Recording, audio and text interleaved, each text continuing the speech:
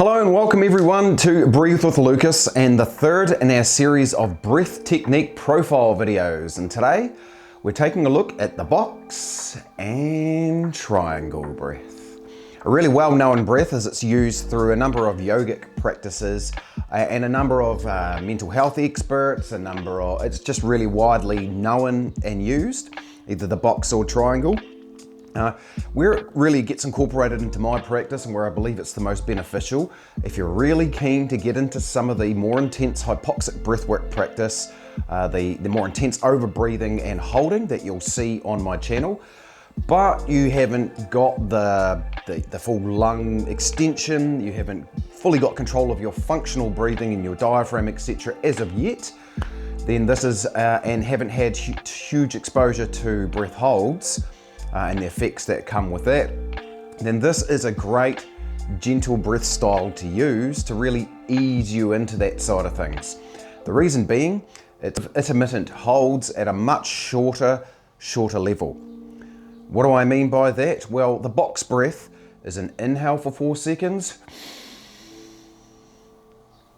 a hold at the top for 4 seconds, and an exhale for 4 seconds,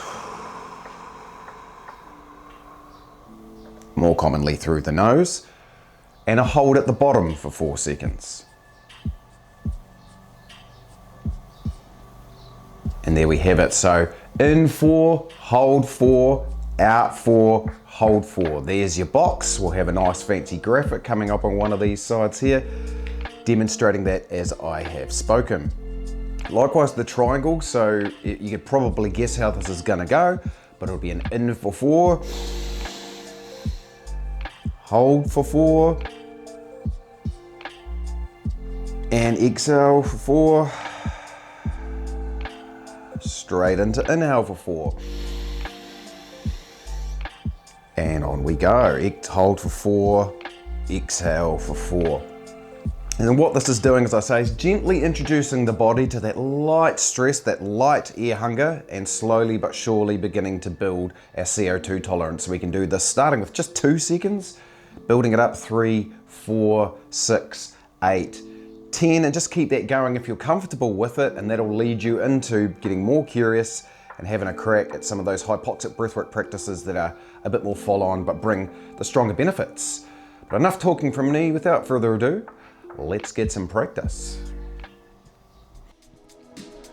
Like any meditative or mindful practice, we will always start with foundation, whether that be physical, mental, or spiritual.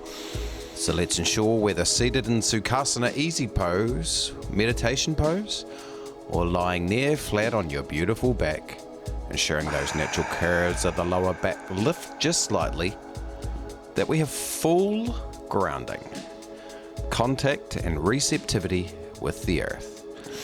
This breath is much less powerful than the shamanic or alkaline that have come before, but no less full. We are focused on a slow and deep cadence of 4 counts in this instance, but adjust to suit your requirements, anywhere from 2 to 10 seconds. Once at the top, we hold, being aware of our propensity as humans to tense and tighten the shoulders, neck, and upper arm muscles, and letting that all go, while still holding. This relaxation of body will then lead us smoothly into the controlled, slow exhale, but not too long. Match your count. Again at the bottom of the exhale, still keeping the foundational spine straight as we hold, be aware of the tension. It'll creep back in, trust me, it always does, and that's completely and utterly fine. Just notice it and correct it. Much in the same way we practice mindful meditation, just keep returning your focus to relaxing those muscles. Over time, you just won't need to. Speeding it up, the principles remain the same. Keep the foundation strong and the breaths full but light. You'll see here I've shifted to counts of 2, both on the inhale and exhale portions and the holds. There's no number needed to be adhered to in terms of the shape of your box breath. It's just whatever you need to be aiming for to assist in your CO2 tolerance journey.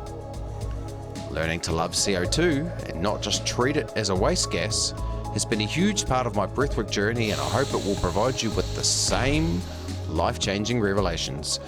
As we move to the triangle now, the difference here being, as the title suggests, in comparison to the box, there is only a hold at the top.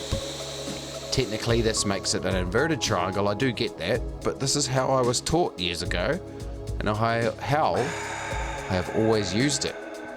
I couldn't tell you the difference scientifically between the holds at the top compared to the bottom, but I am sure there is some. The holds at the top provide deeper impotence to the exhale drops into relaxation, in my experience. I personally don't think it is going to make a huge amount of difference, especially in the faster cadence of 2, 2 and 2. But again, as with all breathwork practice, listen and pay attention to the body. It has great wisdom. If you need to adjust, do so. There aren't any rules.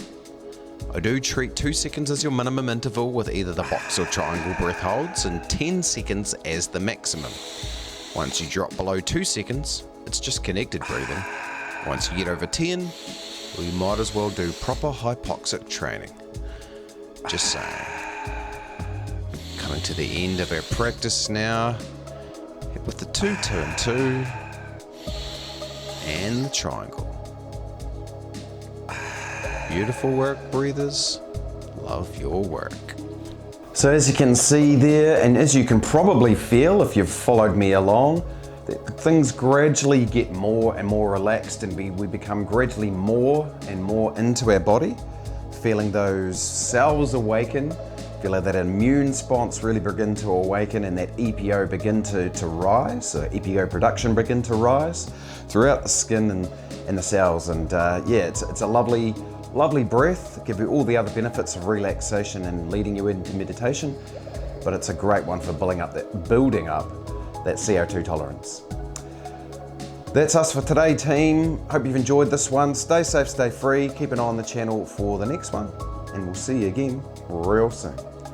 Peace.